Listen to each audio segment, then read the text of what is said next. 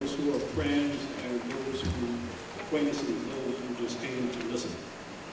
We will now call upon the councilmanic candidates to give us an opening statement. We will ask that they confine their comments to 2 minutes. We have a timekeeper, and Sister Brown will indicate when you're down to 30 seconds, and when you see the zero sign, that means that the time is up, and if you're still talking, we will continue to cut you off. Okay, thank you. All right.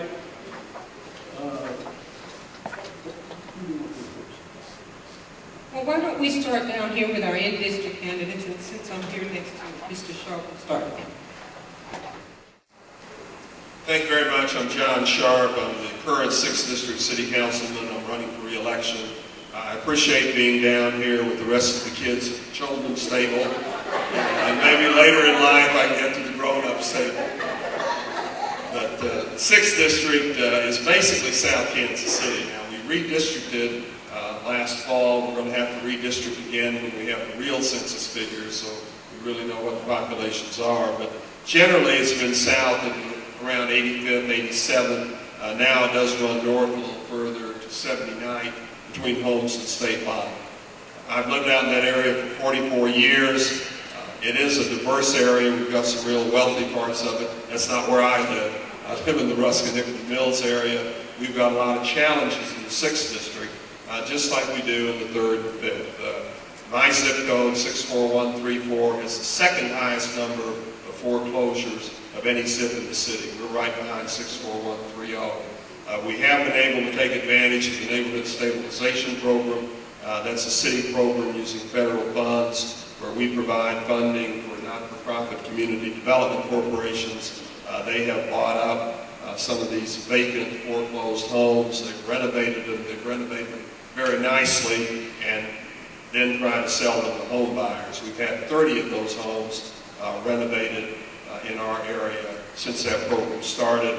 Last I saw, we sold 9. We've since cut the costs down on those, so we're hoping to sell the rest. And that is an area that, thanks to Congressman Cleaver and working with my colleagues, the Ruskin area and along with the Green Impact Zone are the 2 zones targeted for the 3rd phase of this Neighborhood Stabilization Program.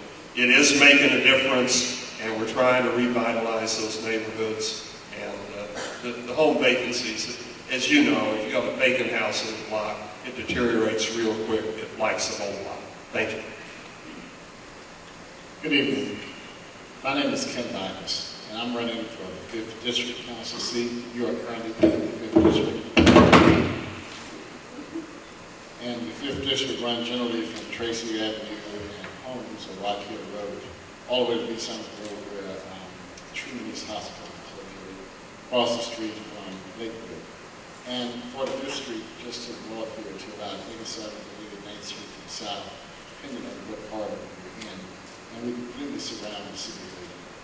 So that is the 5th District. It includes everything that's made up of Kansas City. The most urban part of the district, the issues are 62130 where I live, all the way out to places where people have suburban estates of 4,000 or 5,000 square foot homes and 6 acres of land.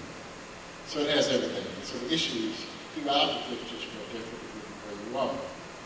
I am running for the 5th Council District seat because I'm concerned about the plight of our community as a whole, not just the 5th District, but the city as a whole. When you run from the district, your primary responsibility is that district. I've invested over the years a lot of time and effort. 8 years I served at the council in the 90s. You are experiencing part of that if you drove down through Parkway or into the streets, or if you live, and those who lived in the many real nice apartment buildings that are in the 5th District that result of my effort. Work with the private sector to make certain you have good housing choices, or whether you have a new home in your community. These days, the issue is really about jobs and the conditions within our community and about the value of the largest investment we have, that is our home. And all of our homes, if you live in the area where I live, lost its value last year. I look forward to more discussion as we go on. Good evening. I'm Sharon Sanders Brooks, currently 3rd District Councilwoman in District, and I live in Kansas City 12 months out of the year.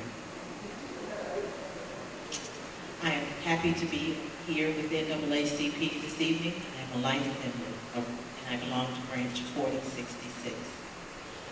My colleague John Sharp and Ken Marcus have talked about the issues, and they're the same whether you're in the 3rd or the 5th district. Kansas City, just like the rest of the nation, has been an unprecedented economic slump along with the nation. We have had to cut over $200 million from the city budget in the last 3 years. $200 million from the city budget. We've had to have 450 vacancies, either through layoffs or open positions.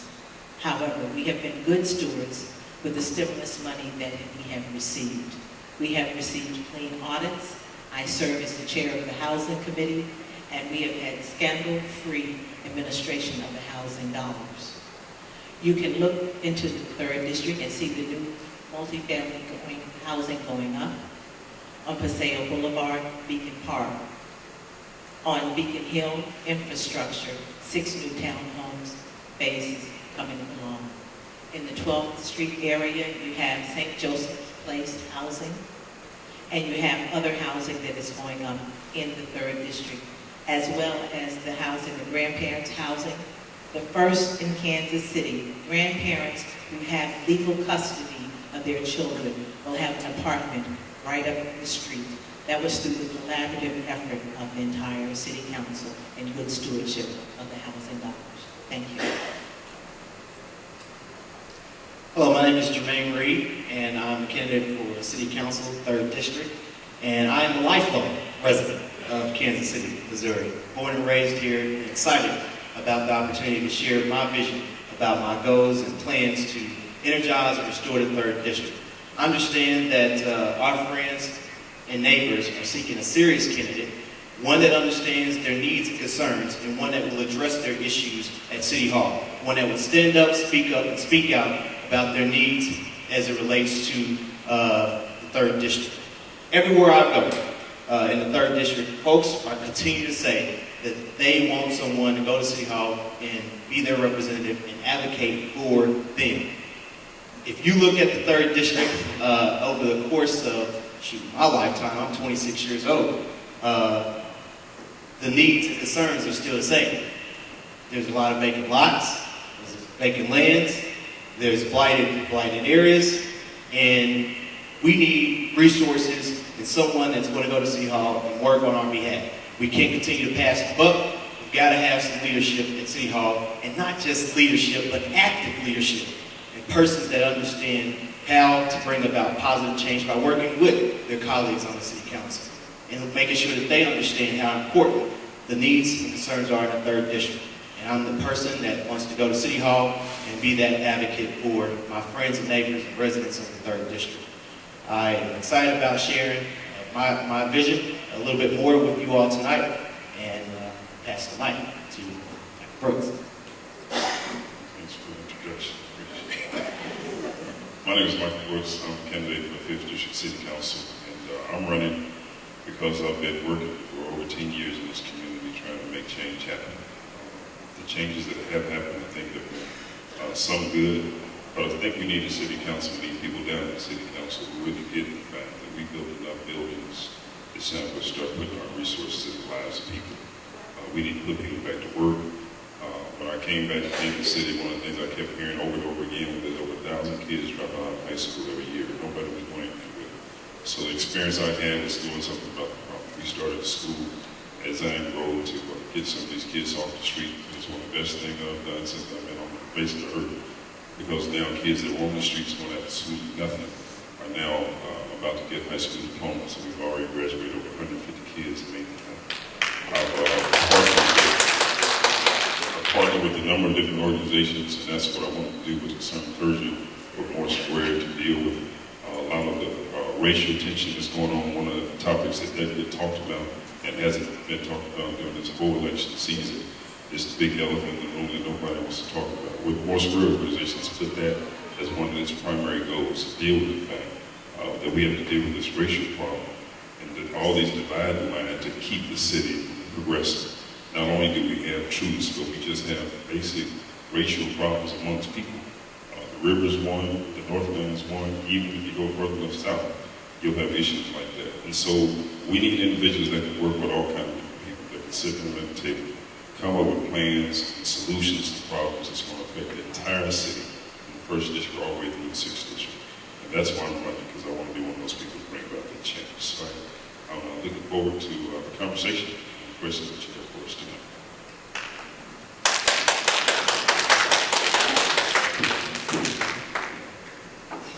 All praises to God.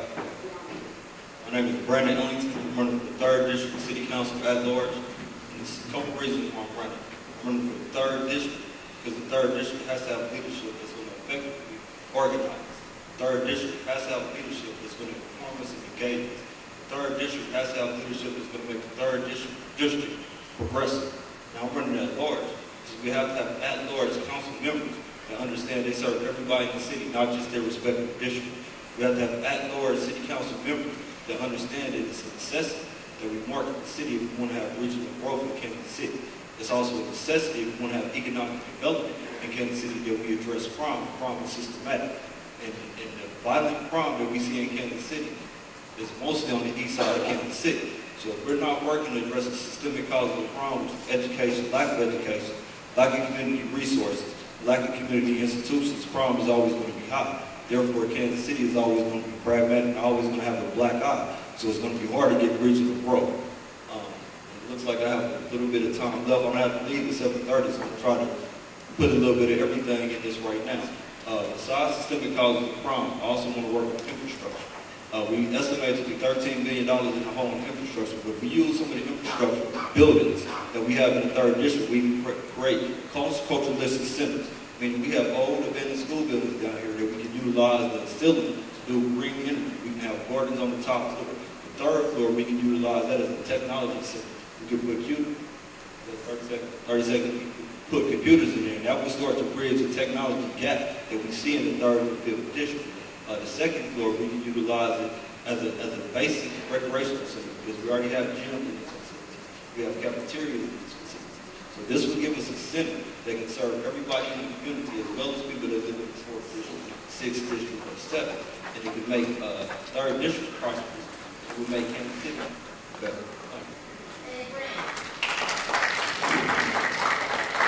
Good evening, my name is Melba Curls. I currently represent the 3rd District at large on the City Council. I just want to briefly thank the NAACP, of which I'm a life member, for having this forum. I also want to thank you for having that e-tax forum you had before the November election. I thought that was well attended and was very interesting from the conversation that was held. I consider myself a public servant.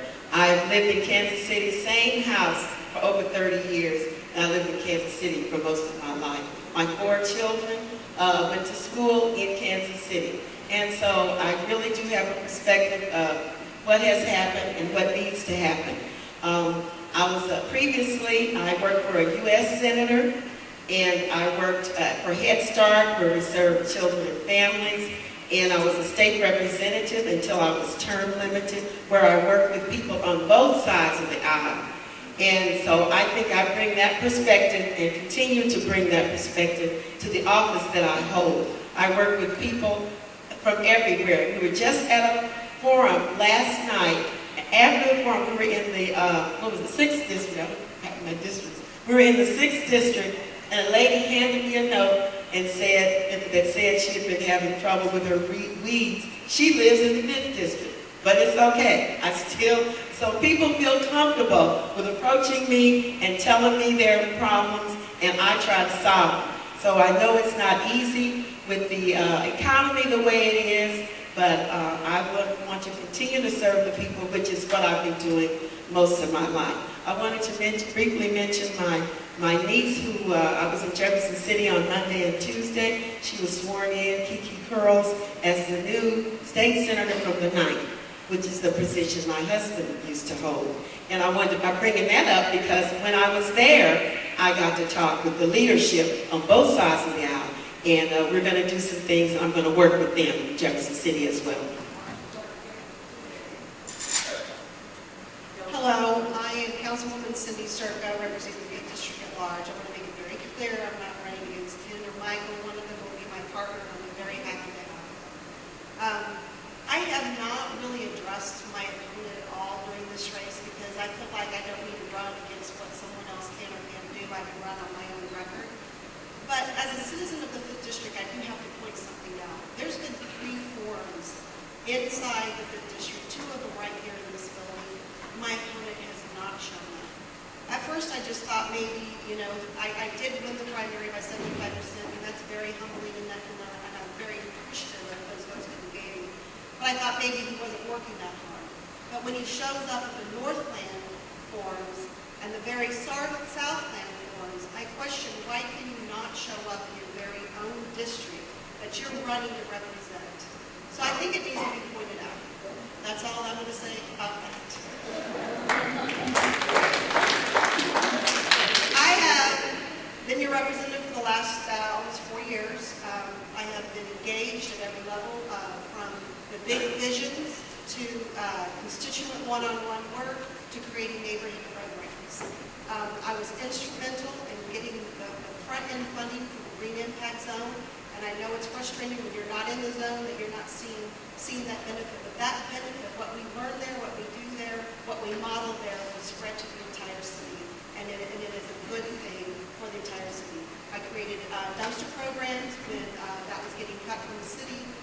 You guys helped us pass the entire initiative last November, and I thank you for that. We created an entire grant program for the city to get that issue cleaned up, and we're moving forward with a great vision for Kansas City and the 5th District. We've got great businesses in our industrial parks. The 5th District has good industrial parks, which are jobs for the community, and I'm running out of time because we don't have room for the business smart. But so I will continue to answer any other further questions as we go along, and I appreciate being here. Well, good evening. My name is Ed Ford. I am your 2nd District at large city councilman. I'm running for re-election. Like Cindy's opponent, my opponent's not here and has never been at one of the forums east of Troost. I know where he is tonight. He's at a forum up north sponsored by a conservative group called the Green Dragon. And some of us are going to be headed up there too, because when you run at large, you represent all the people. And it's important you get out and meet with them. But I'll tell you, when I looked at which forum to attend tonight, and I compared the NAACP, maybe the premier civil rights organization of all time, with the Green Dragon, it was an easy call. I first came to Kansas City in 1977. I was a legal aid attorney working in the South Office, now called the Mohart Center. My wife and I had been married 10 days, and we were living in Village Green Apartments when the Great Rush Creek Plaza flood occurred. And we lost virtually everything we had, which wasn't much. But I remember feeling sorry for myself.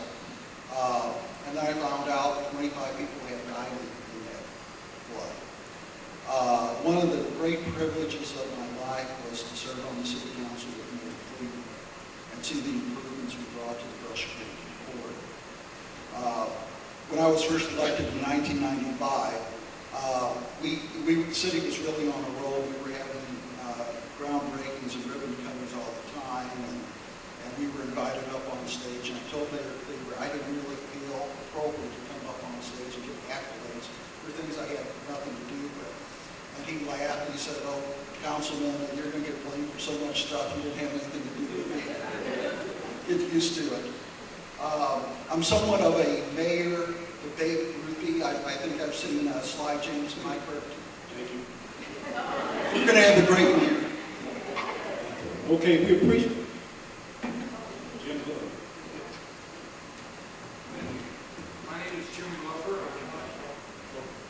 My name is Jim Glover, and I'm proud to have served as your city councilman before, and with your vote, I will be able to do that again. I started in 1991 serving with Mayor Emanuel Cleaver, and did a lot of good things together. The idea that I think both of us wanted to work on was to bring jobs in retail back to the core of the city. And you can see the Costco, the Home Depot, and the Sunfresh on Linwood, and see the example of that kind of work. Go through those stores and see, you can see that people that live in the core city have a place to not only shop at, but have a place to work at. And that's very important. The program that I'm proposing for this campaign, what I want to do in the future, is called Jobs for Neighborhoods. If we, sometimes you hear people talk about economic development. That's frequently done someplace in the city to give people in Johnson County jobs. Jobs for Neighborhoods is for jobs for people in the core of the city. And if we bring back retail to Linwood and Prospect, if we revitalize Truce, if we bring back a store at 39th and Prospect, if we redo Bannister, if we do 63rd and Prospect, we bring back jobs for us that live in the core. And I say us because I live at 3325 Harrison. And with more jobs, there's less crime. But that isn't all jobs for me. If we ask every corporation in Kansas City to set aside jobs for people in distressed neighborhoods, and census tracts that have high unemployment, we can do the same thing and bring more jobs for neighborhoods. Okay, we thank the candidates for their opening statements. We will now pose questions that have been generated by the audience. We do note that Brandon Ellington has a prior engagement, and it says he must leave at 7:35.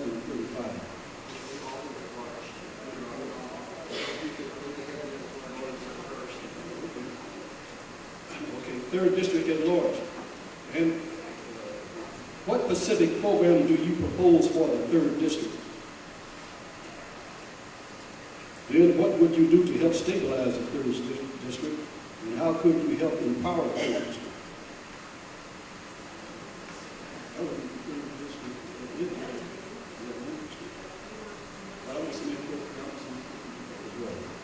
No, I'm Alma Curls, 3rd District at large.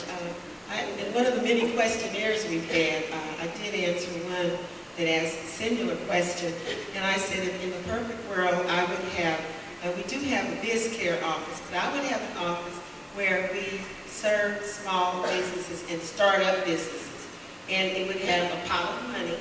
I won't say how much because it would depend on the economy, and any business that was starting up that needed help and needed funding, I would have them to go to that office, and they could hopefully get funded with startup money and help them be successful. Same thing with businesses that are already in business, and that's small businesses I'm talking about because they are the backbone of our city. Small businesses help us to be sustainable and help us to be successful. So I would also help the businesses that are already started up and needed a little help. That way, they would have to pay it back, and we would work out a payment program. So something like that is kind of a wish list that I would have. And as you know, we have a lot of vacant lots, and and I think vacant lots start the crime. Crime fests when we have vacant houses that are not boarded up. So all of that comes together. So it's a community effort. I know the question was 3rd District, but I would work with all the districts. Please correct me if I'm wrong. I think the question was, what would we do to stabilize the 3rd District? What would we do with some of the buildings of the 3rd District? And programs? What specific programs do you want to propose for the 3rd District? What would you do to help stabilize the 3rd District? How could you help empower the 3rd District residents? Okay. We can help empower the 3rd District by having representatives that's going to represent the 3rd District. We'll start off with working with either Jermaine or Sharon, whoever's elected in the district, because we have to have a united front. Second, we have to have neighborhood stabilization. third district, it's like a revolving door. We have people that rent that don't own houses. So therefore, it's disinvestment in that area. When you talk about programmatic spending, it's some crime programs that we have in the city that we spend upwards to, like $700,000, including the grants that they write up for. It's programs that I've been looking at in Colorado, and I believe we can bring down to Kansas City. And it's a three-pronged attack. What these programs do, they start off at $2,500 per child. If you time downtown 132,000 people, which stays in the 3rd and 5th district, we're still underneath that $700,000 that we pay for an agency. What these programs do is they tie a child in to school. So if a child commits a crime, they give them a tutor, not a tutor, but they give them a mentor that makes sure he goes to school. They also tie him into a religious institution, whether that's Christianity, Judaism, Islam, what have you. They make sure he's tied into a religious institution. Then they follow up with the courts to make sure they're doing community service. This is a child support network, a support basis. When you talk about crime is directly related, like I started at the beginning, with lack of education, lack of resources, lack of community institutions. So if you're not tied into a community, the likelihood that you're going to invest in that community is held poor. What was the other part of that question? How would you help empower the third district? What would you do to help stabilize the district? And what specific programs do you propose for the third district? That's pretty much it. But that's what we can do, and it all can be done. But what it takes is people that are concerned with engaging the community. When you talk about the 3rd and 5th district, we're talking about a segment of voters that have been left outside the door. When you talk about the North, now we're talking about a segment of voters that have a higher social and economic attainment, and therefore they're paying more attention to politics than making sure. Thank you. It's been indicated that all of you are going to be leaving at 7:35. Well, that's going to be about 3 or 4 minutes. We can answer. Well, let me ask you this. There's a lot of talk about privatization of city services. Where do each of you stand on privatization of city services, and are you in favor or not in favor of collective bargaining agreements with the city? Collective bargaining agreements. Start with Mr. Glover, and what do we have? The issue of privatization can be broken down into many different issues. One, city auditor, before he became mayor, proposed that we would sell certain city assets like the airport and the water department. That was true. And that was lumped into privatization. I do not believe that is a good idea at all, and have opposed that concept. The other thing, sometimes we privatize city services, and I don't like the term privatization. I prefer managed competition. In other words, if we're going to bring the private sector in, we let the part of the city actually doing the work that's going to be replaced bid on it and submit a proposal in competition with the private sector. And usually, quite frankly, City Hall does a better job, and that proposal is picked.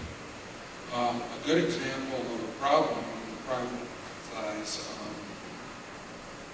a function is the ambulance shelter that's in the paper. If you read the paper today, there's a big problem with the ambulance shelter not being run properly, and that privatized. That was to a private operator, and it's not working well. So you've got to be careful when you do that. When you do that, and you have to be sure that if you go down the route of privatization, that you do it in a managed competition context. I think you're about ready to say the time as the Are you for or against privatization? I think that's the question we all going to be expecting to hear. If we're going to do it, it should be managed competition. I'm not in favor of privatization. Advancing on. I'm against privatization. Maybe look at certain agencies, but as a whole, as an ideology, I'm against for collective bargaining. If we take this away, we have what we have in Wisconsin. We have employees that can't be represented, not be represented by the union. So therefore, we're giving employees too much power. Most of the positions that I work for that were maintenance workers, if we didn't have collective bargaining, that would be a problem because then the employees have no rights. They have no backup. So I believe we have to keep the type of protective programs that we have for employees. Employees are I'm Melvin Pearl's 3rd District at Large. I am generally not in favor of privatization, but it will also depend on the department. Something like our water department, which is a huge department, I would certainly not be in favor of that because we lose workers. No matter what they say, we do lose workers. Just today at our business session, the Convention of Business Bureau director said they were going to privatize the janitorial staff. They were going to have a company to run it, and the 10 or so workers were going to be distributed throughout the city. And they weren't going to lose their jobs. Now, I got a little suspicious of that. I said, sprinkled throughout the city. Where? You know, so when we say we're privatizing, but we're going to save the workers, that's always problematic. So I would definitely have to look into it, but generally, I am not in favor of privatization. Real quick, I don't know that Jim has all the facts on the animal shelter. There's not time to explain that all, but there's two sides of every story. Generally, I'm not in favor of privatization, and yes, it's for collective bargaining. I had this conversation with a person the other day. He said, I've never belonged to a union. I said, it doesn't matter. You have a vacation day because of collective bargaining. You have a lunch break because of collective bargaining. You have sick day, family leave. All of those things stem from some union fighting for those rights, and then it went into the private sector. So, and on top of that, if our unions within City Hall were not willing to open their contracts and help us balance this budget in the worst economic time, we would have had real trouble. And that didn't happen because they wanted their jobs, they knew what position they were in, they're citizens of the city, they believe in the city, and they wanted to make it work. So we owe a debt of gratitude to the employees of Kansas City, Missouri, because they balanced the budget. Maybe, hold on just a second, let me backtrack to Ms. Curls because you failed to answer the second part of that, is whether or not you support collective bargaining. Yes. Ed Ford, 2nd at Large. Yes on collective bargaining. On the issue of privatization, I think we have privatized at City Hall far more than anyone would ever guess at this point. The approach I like is what Al Gore described in Reinventing Government. And in his book, he actually singled out Kansas City and how we pick up our trash. And we have public employees pick up half the city and private contractors the other half. And that has, for the most part, worked well. And I think that's another word for managed competition. But in terms of privatization, no. I don't know what else we would privatize at City Hall. And with that, probably most of the at-large have to leave. One more. Okay, this will be regarding the school district. What would you do to help create a school district that will graduate from 80 to 100% of the seniors?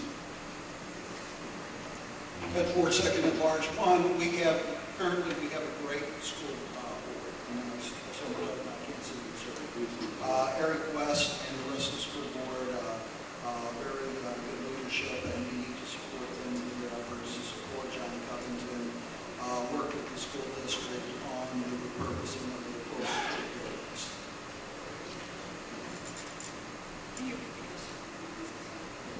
What would you do to help create a school district that will graduate from 80 to 100% of its seniors? Well, first of all, the concept of the city even helping with the repurposing actually originated from Ed. Ed and I met with Eric West and created that whole concept.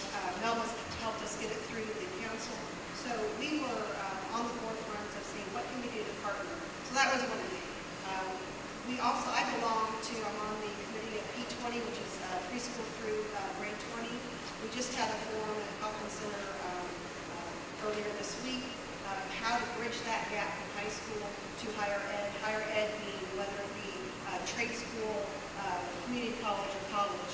And we have the whole entire sector. We have business, labor, higher ed, and teaching, talking to the high schools all around this community. So we have a collective group around that very issue to raise not only one school district, but the entire region, because we need a workforce that's not trained for the technologies that are coming. We know within the next 5 to 10 years, we're going to need 10,000 more workers in this area, and we want them to come from right here. So I'm engaged in that conversation, and I'm continuing to engage in that conversation. Melvin Curls, 3rd District at large. The graduation rate, as we know in the Kansas City School District, is less than 50%. So number one, we need to go to the homes or contact whoever's raising our children, whether it's a grandmother, grandfather, mom, dad, relative, and get them on board to get the child to go to school. You can't graduate if you're not present. So that's one thing I would do. The other thing is we have to be engaging. We have to engage the community. We need tutoring, we need mentoring, whatever it takes. Maybe that would help our graduation rate. But we do have a problem with our whole system right now. But that's something we could do. And also working with the school board and the superintendent, I've been appointed to the Superintendent's Advisory Council. Dr. Covington called me a couple of weeks ago, but it was snowing then. But we're going to meet in a couple of weeks along with others, and we're going to get some strategies together. So that's helpful. Adults meeting, parents and guardians getting their children to school so they can learn and graduate, and the whole community helping with this effort. What I would do is to raise the graduation rate in the east side of Kansas City, because this is the part of the city that people aren't graduating from. It's great climate of prosperity, because this is what lacks on the east side of Kansas City, what they have in the north end, what they have in the 4th district. In order to have a prosperous community, a community that is safe, a community that you can feel proud of, a community that you invest in, it goes back to the systemic causes that I was talking about, the stuff that we lack over. We have to have institutions in which the community can engage in themselves and they can feel proud of the community in which they live in. And particularly when you talk about the youth, schools is the first institution that you get an investment in. So the area around the school is filled with crime. The area around the school is filled with trash. The area around the school is filled with all kind of negative imagery. That child is going to have negative imagery when he goes inside that classroom. So what I will start doing is create a climate of prosperity. The only way to do that is work with the community activists in the neighborhood, work with the neighborhood groups, work with the people in the state and the county to make sure that we get as much money, stimulus dollars, federal dollars, what have you, that we can utilize to assist the school district, because the school district is not ran or controlled by the city council. Two, I will partner with the school principal. I've been going to principal meetings since I've been running that authority, which was a blessing. Because when you talk to the principals want to be engaged. The principals want to open up the schools so the community can use the schools. Just a week ago, I had a meeting with them. They were talking about they wish we would utilize the schools on the weekend. Nobody's reaching out to them. Nobody's building a bridge. Everybody talks about building a bridge, but nobody's willing to put the groundwork in. So that's how I do it. I put the groundwork in, and I start off by creating a climate of prosperity, because that's the only difference between the east side of Kansas City and the west side of Kansas City. It's not a morality difference. It's not a ethnic difference. It's not a culturalistic difference. It's a difference in resources and what you see, because we learn from observation and participation. Because the only thing our youth are allowed to observe and participate in is negativity. I can guarantee you, when they go to school, they're going to have a negative outcome. I was one of the few that was blessed to make it out. My trajectory wasn't to go to college. My future wasn't to...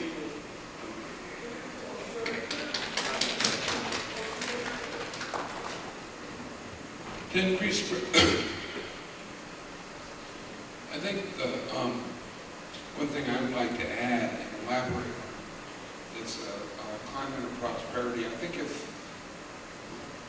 to be successful in going through school, you have to have the incentive that going through school will result in a job.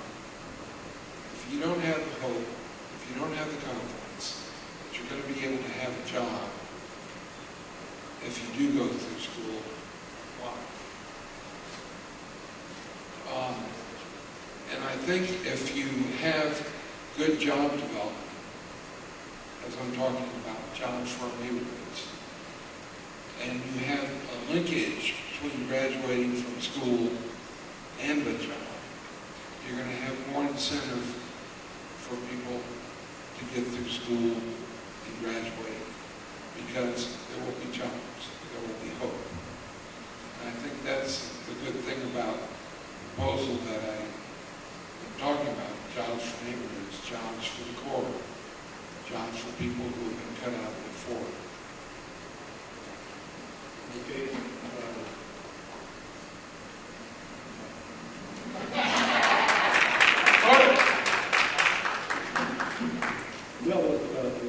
There was a question that was raised for you since you stood here. Since you've been on the city council the last 4 years, and not much has been done in the 3rd district, what new ideas do you have to bring to the table to make sure something does happen in the 3rd district?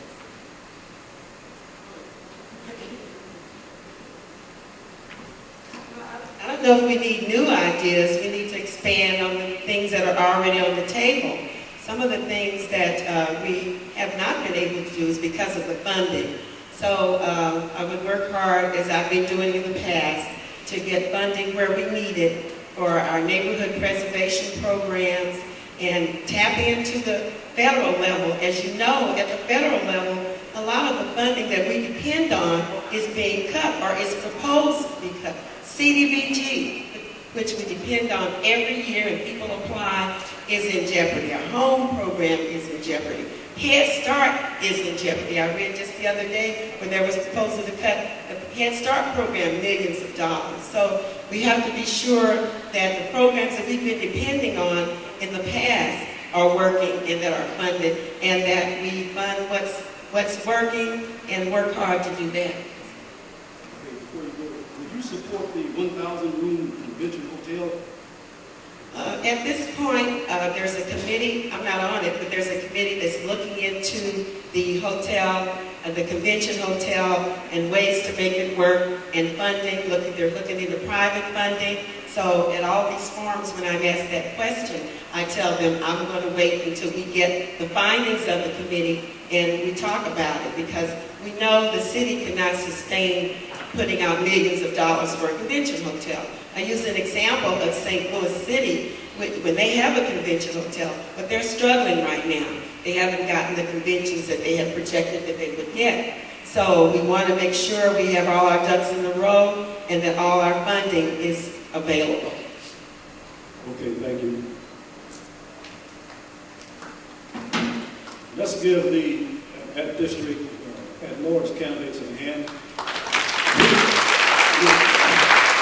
We had a number of questions that had been sent in, and to be honest, we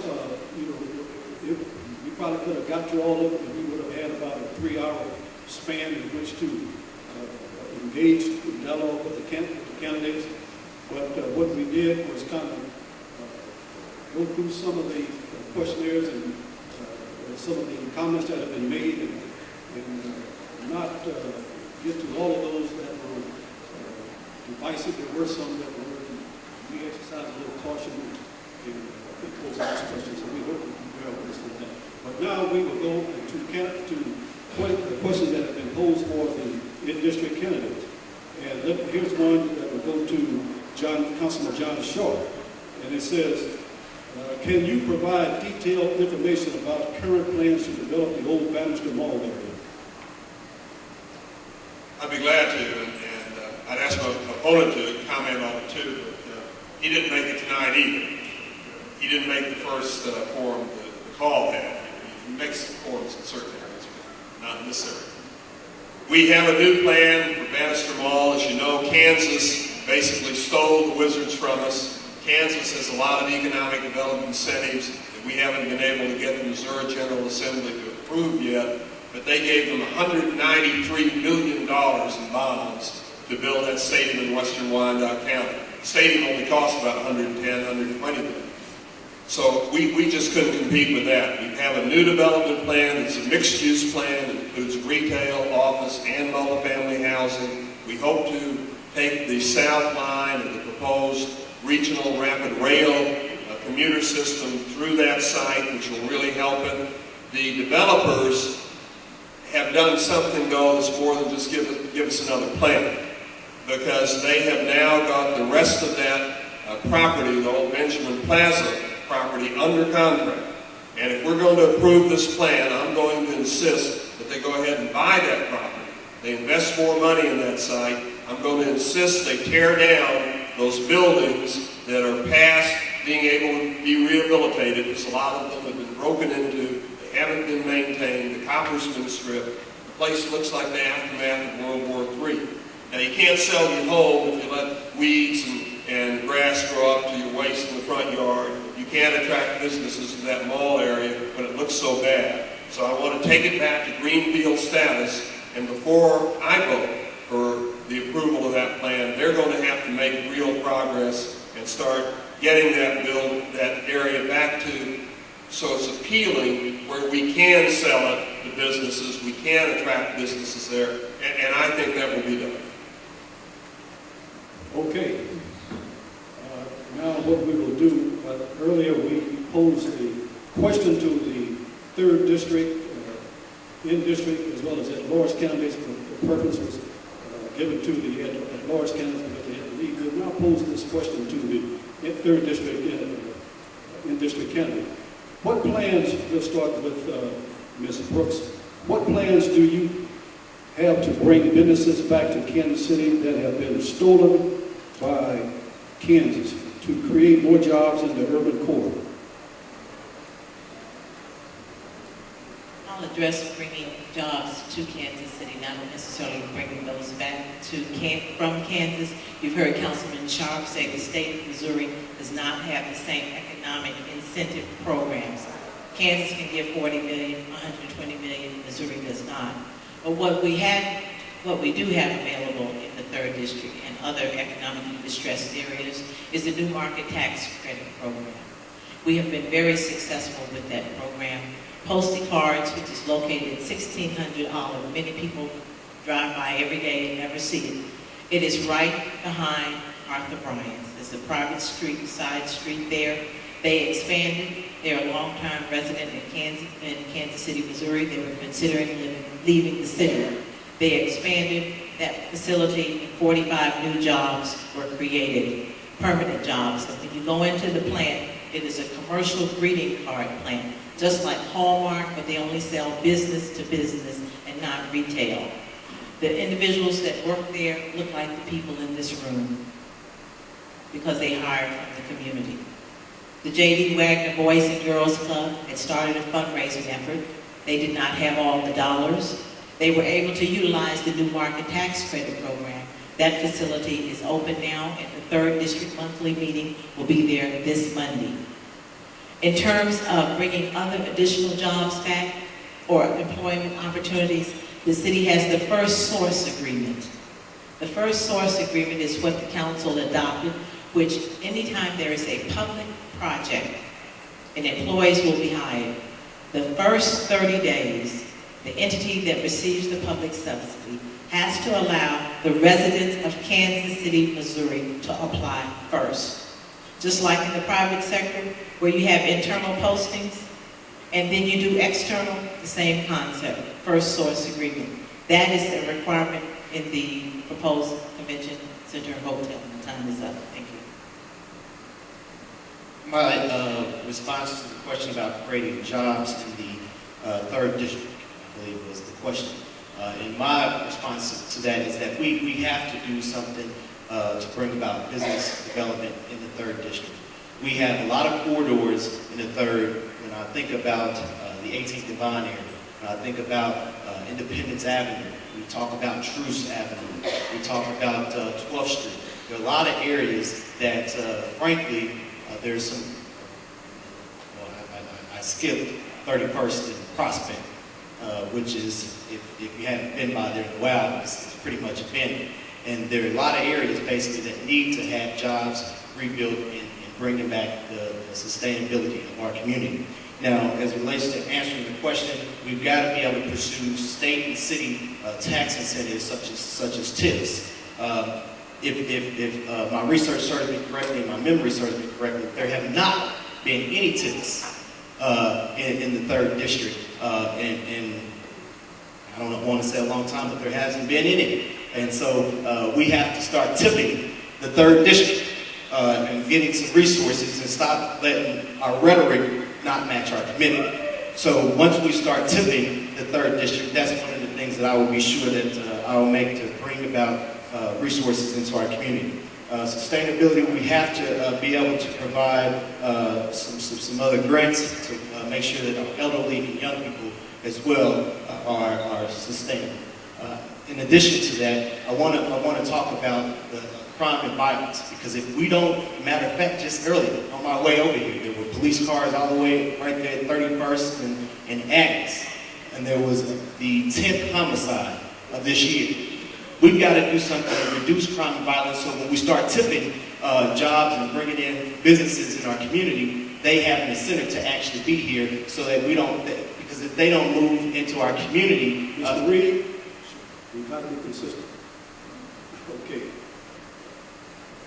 Now we will go on. This question has been posed for Michael Brooks. Michael Brooks, when you become city council person, what will you change at City Hall? I'm reading like a statement. What we're going to change the city hall? Well, first of all, I hope everybody understands that this is just one seat. No one person is going to change anything. What we need to do is make sure we're working with other city council members to decide what changes need to happen. One of the things I'd like to see change is a lot of red tape that businesses have to go through to get projects on board. I mean, there's just so much, all the small businesses say the same thing. There's so much red tape that we go through. They just wanting to do business with the city a lot of times. The other thing I think we need to continue to do that we were able to do a couple of years ago is make sure that when businesses have projects that the city's paying for, that they hire people from our community, people that look like us to do the projects. Downtown was, I think, a fiasco when it comes to the numbers and making sure we had the participation that we needed to have.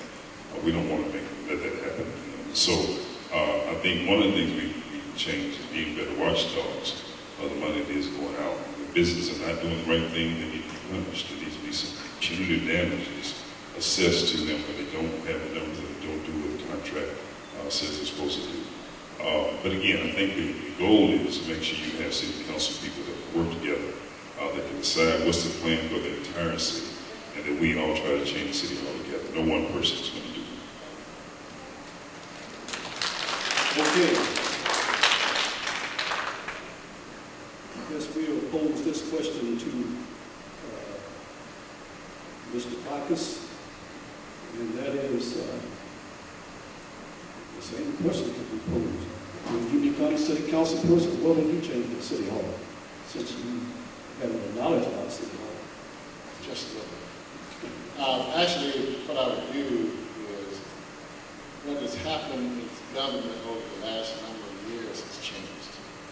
And it's not so much what I would do at City Hall, it's what I would bring to City Hall. We need to quit being so dependent on federal dollars from Washington, D.C. to take care of our neighborhoods. I don't need the federal dollar to help work with my neighborhood leaders to reduce crime. I'm going to be a leader to help reduce crime.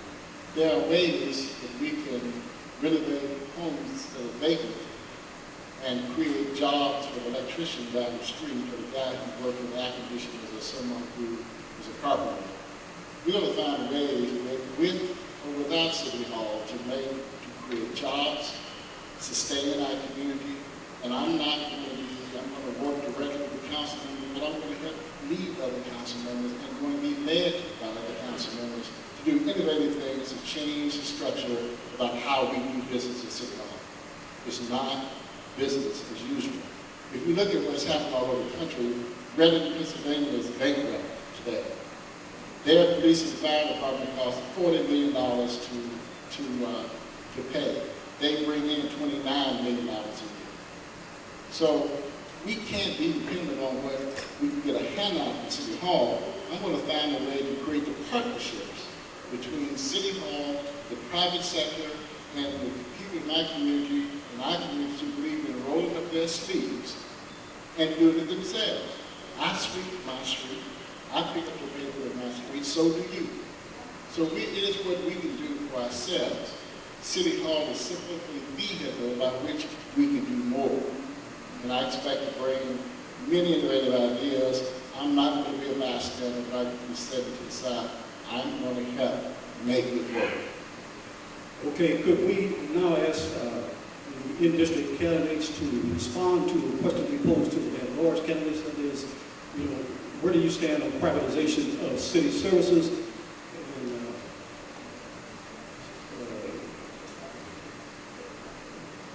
yeah, good.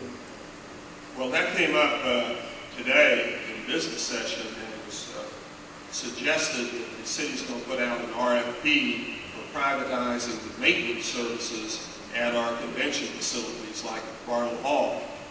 Maintenance is essential if you're going to have good convention facilities, if you're going to attract conventions and tourism. And I asked the director of that department who made the suggestion. I said, well, some folks have said maybe we ought to privatize the entire management of Bartle Hall. What do you think about that? Well, when it was his job, he had a little different viewpoint on it. But privatization is very worrisome because the only way you can really save money on it is if you cut services or cut benefits or cut salaries. And we've had a lot of these schemes floated these last few years, like some of these companies want to give us a lot of money on a one-time deal to take over some of the sewage treatment plants or the water department. And you might get a little money up front, but you sure pay for it in the long run. Some of them are talking about privatizing the airport. Now, come on. We want to privatize the airport? This is the kind of thing you really have to watch, because most of these deals have big money behind them, and most of them fly under the radar. The proposal by one of the local engineering companies to privatize one of our water treatment plants, it wasn't even talked about. They had a little generic resolution about going out for proposals for privatization. It didn't even mention the real deal, but I knew what it was, and we were able to block that. But there's some big money that can be had if you play along with these schemes, and the public really has to be vigilant, because none of them are straight up deals, and they're all, in my opinion, maybe not all, most of them are a little sleazy. A good part of City Hall today, and for many years, has been privatized and managed competition. All of the custodial services that privatized in City Hall. The security guard system is privatized. More than half of the city's trash collection privatized and managed competition.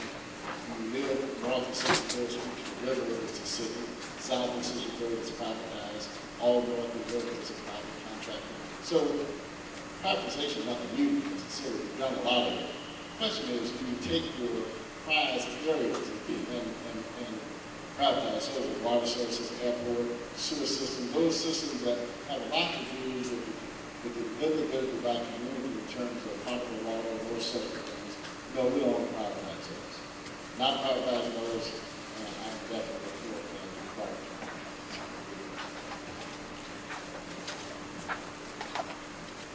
As both Ken and John have said, we have to be very, very, very privatization.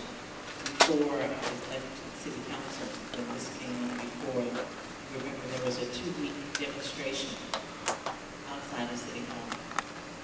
I was one of the individuals that was there, as Terry Romney was not on the council at the time, and I had not been left to the state. Privatization, they come with a big bow on it, it sounds good, and they offer the upfront money to entice cities, but it does not work. If you look at those departments who works there, they're the people that live in the city, and the majority of those employees live in the 3rd and 5th district. Managed competition is one thing. Privatization, total privatization, it usually always results in lower wages and benefits for the workers, and many of them lose their jobs, have been there a long time, and then they no longer have any type of retirement. And it is very difficult to go into the job market at 55 and over, trying to start again. Privatization, some things in City Hall have been privatized, But the major utilities, I think that would be a fundamental mistake to a basic need like water that we have in someone else's hands, other than employees and people that are accountable to the elected officials and to the public. That's my view on privatization. Privatization deal that they had several years back.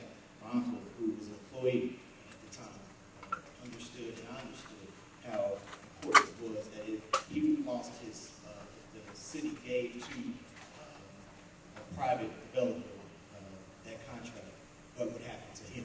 And he actually now is unemployed because of the job that he had. But as it relates to the question, my answer is I agree with everybody else. No, the jobs of our city employees have to be protected at all costs. Anything that's going to take jobs away from city employees and city residents, again, if there are some services that are already privatized, they need to stay the way they are working. But some places, big as the water department, airport, it's just ridiculous the number of lives that would affect if we did something like that. So no privatization, I don't think it's going to be a problem.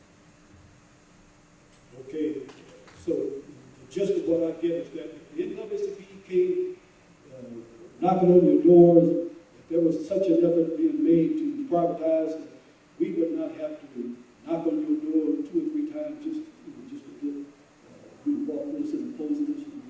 You aggressively opposing privatization.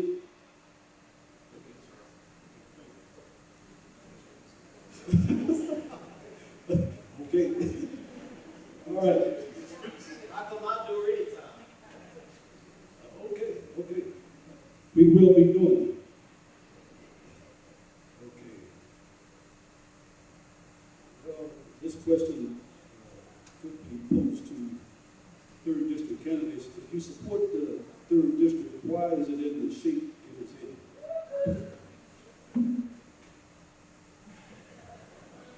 3rd District candidates. Okay, the question is, if you support the 3rd District, why is it in the shape of the same? Right? That question has a lot of layers on it, and I'll try to take it from the standpoint. Okay, I could tell that there were some undertones. However, as it relates to me supporting the 3rd District, I've been a product of the district in terms of being on the forefront as it relates to trying to reduce crime and violence in our neighborhoods, as chairman of the Ad Hoc Against Crime. And I think, as it was said before, no one individual can be blamed for an issue. We as citizens have to stand up and speak up and say enough is enough as it relates to our community. And so it's important that we don't try to point the finger at someone, because if you point the finger at you, I remember my grandmother said that there are a couple more pointing back at you. And so we as a community have to make a collective effort to say that enough is enough and stand up and say, we're going to make sure that we're supportive of our community. It's a crying shame now, don't get me wrong, the way our community looks. There has to be something done. But we as a community have to come together. We have to work together to make things happen, to make sure that our communities are not in a disarray as they are. And I kind of want to go back to the point I was making about crime and violence earlier, as it relates to the homicide that happened earlier. I mean, come on. We've got to be able to put some money into schools like Hope Academy. We've got to be able to put money into De La Salle, so that our young people aren't out there shooting up each other because they don't have anything to do. I mean, there are positive things for our young people to do, and I think I was a shining example of what there is that we can do once resources are pumped into our community. We can't let our environment, our circumstances determine who we are. That's not the comment I want to make. Time's up. Let me sit down. It's all in how you look at the glass. This stack right here is just some of the letters that I have received in my office. And I shared with my colleague, I asked her, in 3.5 years, have we ever received this many letters about anything in the 3rd District. This is just some of the letters that I have received about saving the plaza. Until we in the 3rd District realize there are many of us, many of you in neighborhoods that are active and engaged, but until we realize that we have to step up and help this process.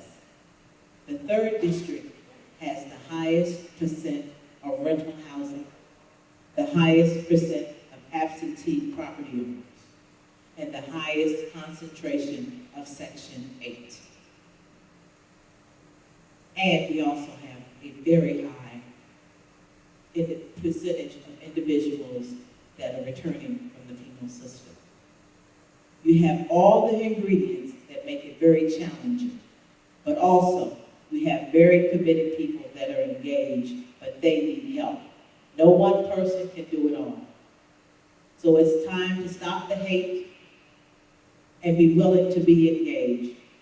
When we go out and plant gardens, clean trash, and do other things, it's very hard to get people to be willing to come forward instead of throwing the bricks at those that are there.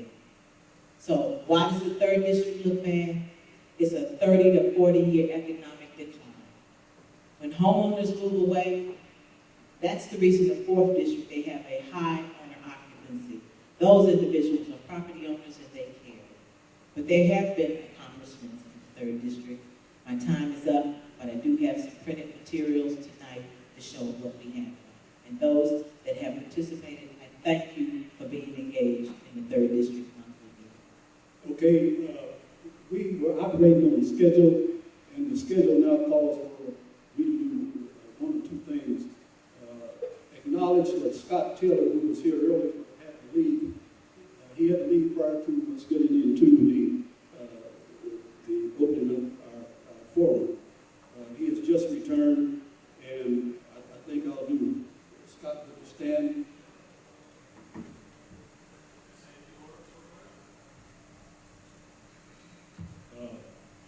What can you say in 30 seconds? I can say good evening. One minute. One minute? Appreciate it. I apologize I had to leave, but I don't apologize. My 7-year-old son had a performance in school tonight. As many of you know, he did excellent. As many of you know, I'm on the school board in Center School District, Your 6th time is District. running. And a proponent of public education, and that's one of the reasons I'm running for council. We've done some good things working together as a board, having disagreements but in a civil manner, and getting results. So that's one of the reasons I'm running. I want to take that skill and bring it to the city council. The other thing is I've worked with many of you. Anita and I sit together at combat meetings. So we're commissioners for combat, work with a lot of programs throughout the community, and I've worked in the capacity of mental health and substance abuse services for other organizations and other boards. So I appreciate the 1 minute. I will stick around. If anybody would like to ask any questions, I'll be happy to answer any questions. And it's good seeing you all tonight. Thank you. Now, some house cleaning chores. Candidates who showed up with material and have it on display on the table, we're asking that when we leave this place, no literature be on the property. So if you brought the literature and you still see it sitting on the table, please take it with you. You can't do that. Help, everybody put it in the trash. But we're asking that that be accomplished. Okay, someone got some keys, and it now calls for the president to come acknowledge what we've just gone through tonight and offer a choice.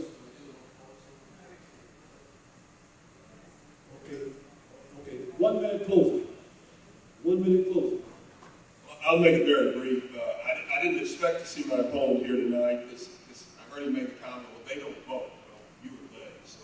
So I thought that was unfortunate. Now, I'm running against a very wealthy individual who's put $75,000 of his own money into the campaign. If someone kidnapped my son, I'd have to have bake sales to provide the ransoms. They want $75,000. and I don't think you can buy this seat. I'm a longtime member of the NAACP. I think it's disrespectful not to show up here tonight. Now, I could probably talk to more people who live in South Kansas City somewhere else, but I think it's disrespectful not to come to a forum the NAACP has.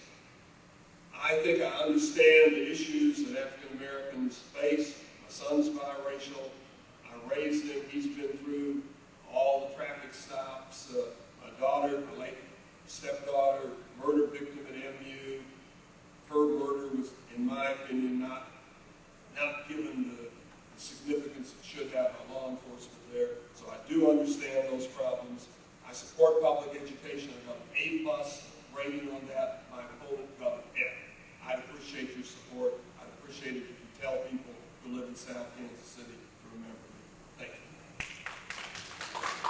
My name is Tim Officer, running for the 5th District. We really haven't got much of an opportunity to say much about all our campaigns, and that's the nature of these. I am a 27-year resident of the 5th District. I have more than 30 years of experience working in neighborhoods in Kansas City. I work with youth who many people don't think should have a chance every day. I have 1,000 students in the African Center campus where I work, where I helped put that whole school together about 5 years ago. And we have 44 seniors this year. They're all graduating, not 50%. They're all graduating. And right now, about 80% of them have scholarships that have been accepted at the college. So, and these are just regular children who live over here and over here and over here. They don't live in these other zip codes that live right here. So, and I have the ability to partner with so much to be said. If you go to my website, officeforkansascity.com, and I appreciate your consideration for the vote on March 22nd.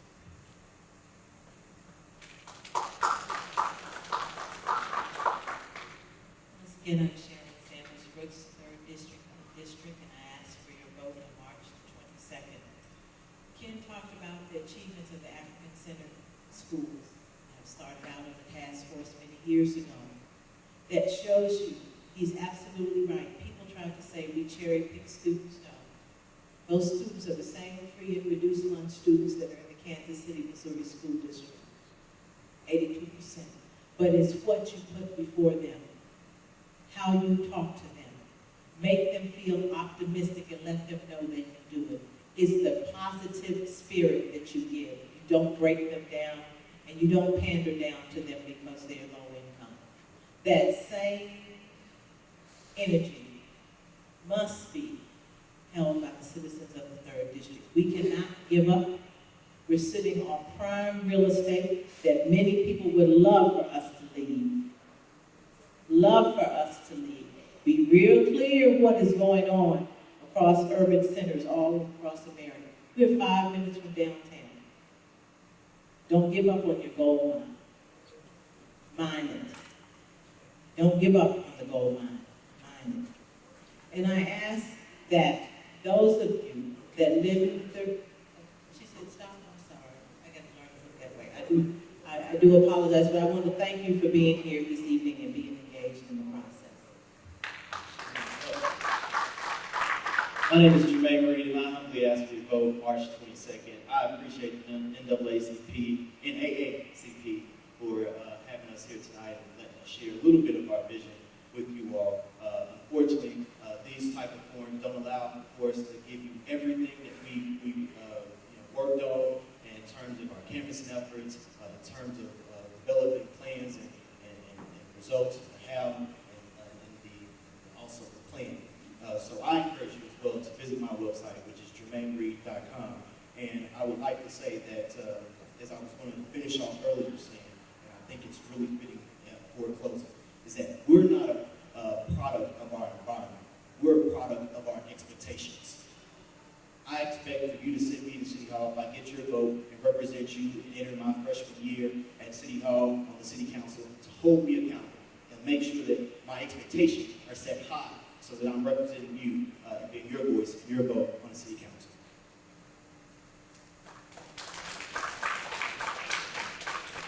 I'm Mike Brooks. I'm running for City Council 5th District in District, and I would ask for your vote as well. This city has way too long just disenfranchised the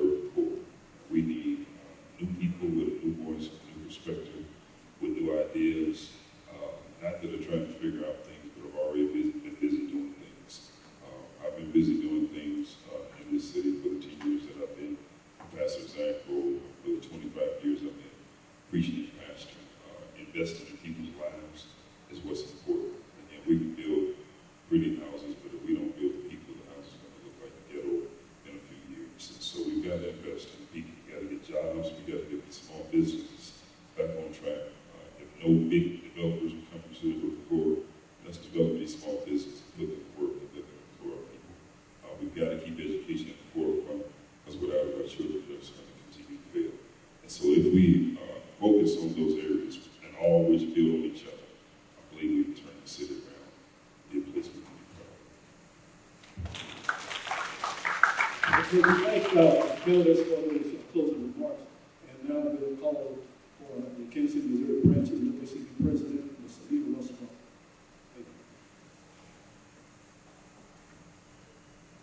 Good evening, everyone.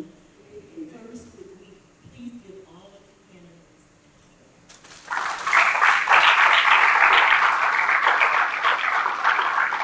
thank you so much, because I know you've had long days, and I think we've had more forums this time than we've ever had. So thank you, we appreciate you. Now I want you to give yourselves a hand. Because there's been a lot of forums, and a lot of you have attended about every one. And we appreciate you coming out, and we especially appreciate those of you who stayed till the end. And then also, I want to thank the committee. Eugene Standiford is the chair, Ed Lewis, who is the moderator, and then all the other committee members who helped to make this possible. Can we give them a hand?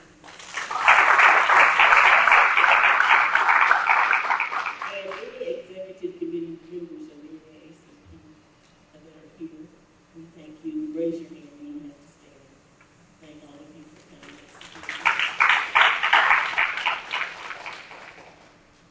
The NAACP has what we call civic engagement. It starts with voter registration, then it moves to voter education, which is what we're doing now with the forms, and then it ends with the get out the vote. All of the forms mean nothing if you do not go to the polls and vote on March 22nd. And also on April 5th, because the earnings tax is very important. So make sure that you vote on the 5th as well. And this is what we do as NAACP. We provide the information to our members in the community, and then we get out the vote on election day. So remember, all of this is in vain unless you get to those polls. I don't care if it's a tornado, you get to those polls on election day, because too many people have died for us to have the right to vote. So whatever is doing, raining cats and dogs, whatever, you get to those polls on March 22nd and on April 5th. And thank you so much. Oh, thank you. On Tuesday, the 15th, my birthday is that, right here, there is going to be a debate on local control for the Kansas City, Missouri Police Department. As many of you know, St. Louis is pursuing, and I think they're close to getting local control for their police department, and our two departments are the only ones that are state-run. At the NAACP General Membership Meeting, which begins at 6:30, you're welcome to attend that if you like, but at 7 p.m., we will have both sides, pro and con, for local control for the Kansas City, Missouri Police Department. So please come back out and hear. This is the beginning of the discussion, because I'm sure that there will be other meetings concerning this, and especially since it came up with St. Louis, a lot of people have been talking about it. So I know Stacey Damage Young will be here speaking. She is against local control, I believe, and then Steve Glorioso will be speaking for local control. So please come out and hear that discussion. This is just the beginning to talk about it, because it's something that we should address. Maybe there are advantages and there are disadvantages.